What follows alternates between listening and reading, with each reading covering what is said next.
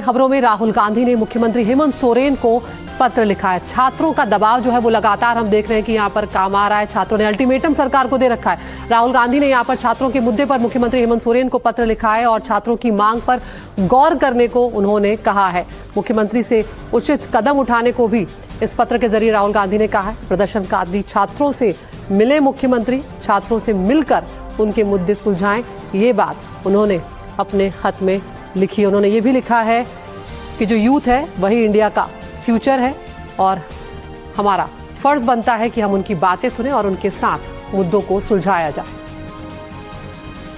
तो राहुल गांधी ने चिट्ठी लिखी। हम जानते हैं कि रांची में छात्रों का जो आंदोलन है वो लगातार आगे बढ़ रहा है। 20 अगस्त को मुख्यमंत्री आवास के घेराव की यहाँ पर चेतावनी छात्रों ने दे डाली। अगर उन्होंने कहा है कि अगर हमारी मांगे नहीं मानी गई तो हम मुख्यमंत्री आवास का घेराव करेंगे और ये आंदोलन और उग्र होगा। और साथ ही छात्रों ने राहुल गांधी के प्रति भी अपनी नाराजगी जाहिर की थी। उनका कहना था कि राहुल गांधी ने जो बातचीत हम लोगों से की थी वो एक छलावा था और अगर हेमंत सोरेन सरकार हमारी बात नहीं मान रही है तो राहुल गांधी को सरकार से अपना समर्थन वापस लेना चाहिए। और इस सब के बीच अब राहुल गांधी ने मुख्यमंत्री सोरेन को पत्र लिखा है और उन्होंने कहा है कि छात्रों के मुद्दे जो है वो सुलझाए जाएं, उनसे मुलाकात करें मुख्यमंत्री और उचित कदम यहाँ पर उठाएं। छात्रों की मांगों पर गौर करने को भी राहुल गांधी ने अपने पत्र के जरिए कहा है। तो अब इंतजार इस बात का रहेगा कि क्या राहुल गांधी की चिट्ठी के बाद सरकार का रुख कुछ और बदलता हुआ नजर आता है।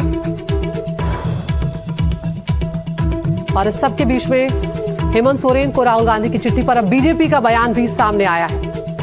बीजेपी की तरफ से यहाँ पर यह कहा गया है कि लेटर खेलना बंद होना चाहिए। तो बीजेपी आक्रामक रुख लगातार इस मामले पर अपनाए हुए है। राहुल गांधी रांची क्यों नहीं आते, ये सवाल उठाया गया है। बीजेपी की तरफ से प्रतुल शाहदेव जो है उन्होंने कहा है कि खुद राहुल गांधी रांची क्यों नहीं आते, सरकार छात्रों की सभी मांगे अब मान ले।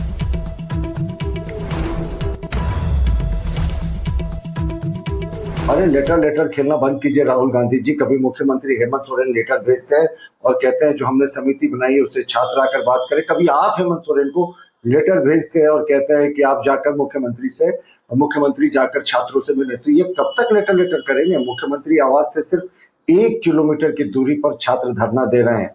आप प्रयागराज जा सकते हैं राहुल बाबा, छात्रों की गूंज सुनाई देती है। आप पुणे जाने वाले हैं लेकिन आप रांची नहीं आते हैं छात्रों के साथ। तो ये आपका जो हिपोक्रेसी वाला जो आपका पॉलिटिकल स्टैंड है एक्सपोज्ड हो गया।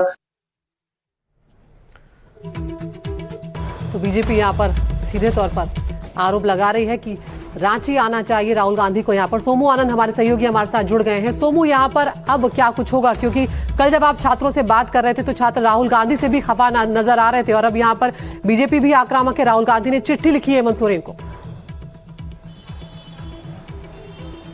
बिल्कुल, देखिए राहुल गांधी ने भले ही चिट्ठी लिखी हो लेकिन यहाँ जो स्टूडेंट्स हैं वो काफ़ी नाराज हैं उनसे। उनका साफ तौर पर कहना है कि अगर कांग्रेस उनकी मांगों को लेकर के सीरियस है और वाकई राहुल गांधी स्टूडेंट्स के साथ दिखना चाहते हैं तो उन्हें सरकार से समर्थन वापस लेना चाहिए। राहुल गांधी को भी यहाँ आकर के छात्रों से बात करनी चाहिए। मैं इस वक्त प्रोटेस्ट साइट पर हूँ और यहाँ से जो स्टूडेंट्स का डेलीगेशन है अब वो स्टेट गेस्ट हाउस जा रहा है जहां पर मंत्रियों का जो समूह है, 4 मंत्री हैं उसमें शामिल, उनसे एक राउंड की और बातचीत होनी है।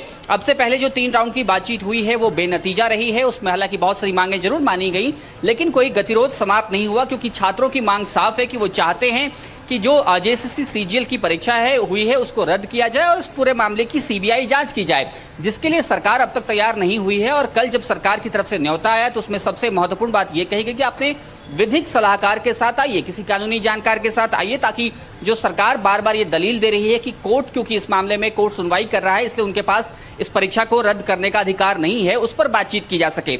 लेकिन जो स्टूडेंट्स हैं वो कह रहे हैं कि वो ही जाकर के मिलेंगे। अभी ये देखना होगा कि स्टूडेंट्स क्या अपने विधिक सलाहकार के साथ वहां पहुंचते हैं या नहीं पहुंचते हैं। अभी जो हमारे पास जानकारी है स्टूडेंट्स पहले उसके लिए तैयार नहीं हो रहे हैं। तो ये देवेंद्र महतो कैंप का जो प्रोटेस्ट स्थल है जहां पर वो अनशन पर बैठे हुए थे, क्योंकि अब उनको अस्पताल ले जाया गया है और वहीं से वो अपना अनशन उन्होंने कंटिन्यू किया है।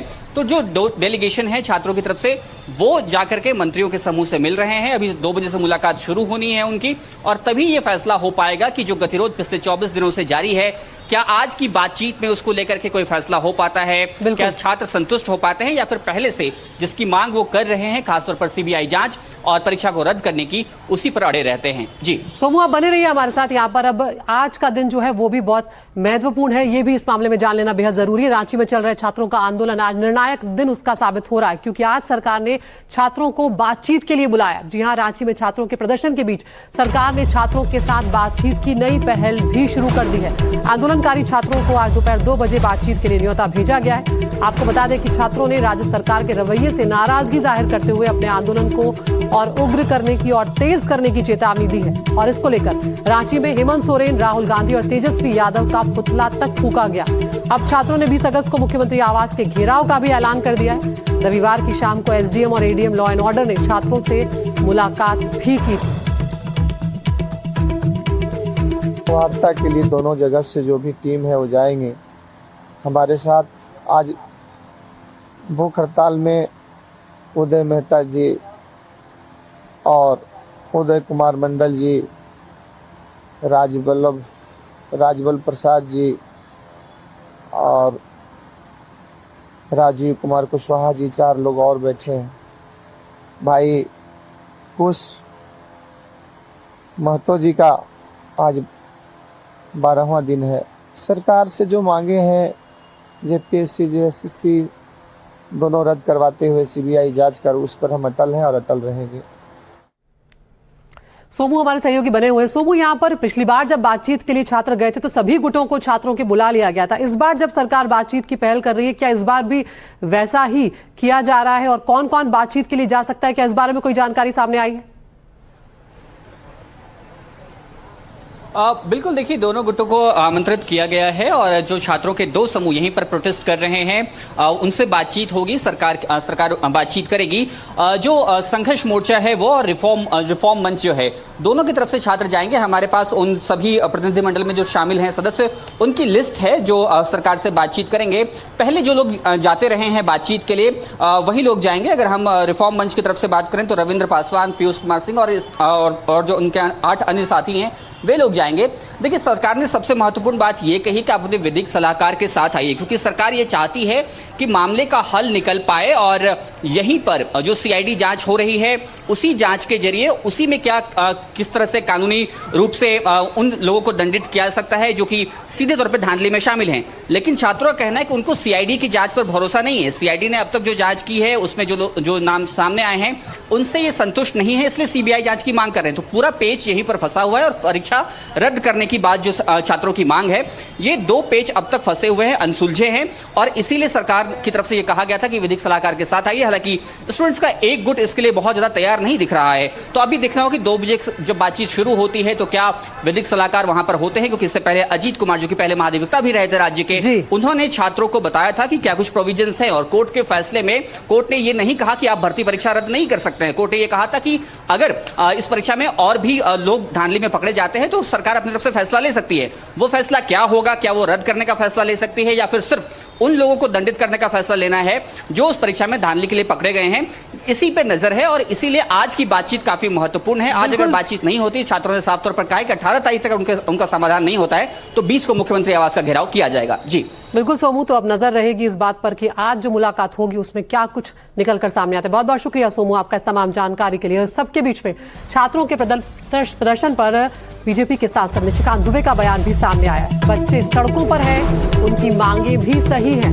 निशिकांत दुबे ने कहा है कि पिछले 7 सालों से जो भी परीक्षाएं हुई हैं उन सभी में करप्शन है। झारखंड किसी के भरोसे नहीं है। निशिकांत दुबे यहाँ पर कह रहे हैं कि हमारे लोग संघर्ष करेंगे और सत्ता से इन लोगों को उखाड़ फेंकेंगे। बच्चे सड़कों पर और उनका जेन्युइन डिमांड है। पिछले 7 साल से जो भी जेपीएससी का एग्जाम हुआ है, जेएसएससी का एग्जाम हुआ है, सीटीएल का एग्जाम हुआ है, अब तो आ रहा है कि सबों पे करप्शन है, सबों पे पैसे दिए गए। दिमागी नक्सल जो कांग्रेस पार्टी है, जिसमें चिदम्बरम साहब का लगातार आप कह रहे हैं कि उन्होंने कहा है कि मैं दिमागी नक्सल वो है और एक वो आदमी है जिसमें दिमाग ही नहीं, इसलिए वो नक्सल नहीं है, वो राहुल गांधी जी।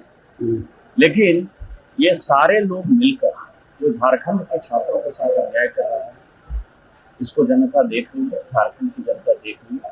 जब अंग्रेज से हम नहीं डरे, छोटी मोटी पिछली सरकार से हम क्या डरने वाले हैं? हमारे लोग जो है संघर्ष करेंगे और सत्ता से उखाड़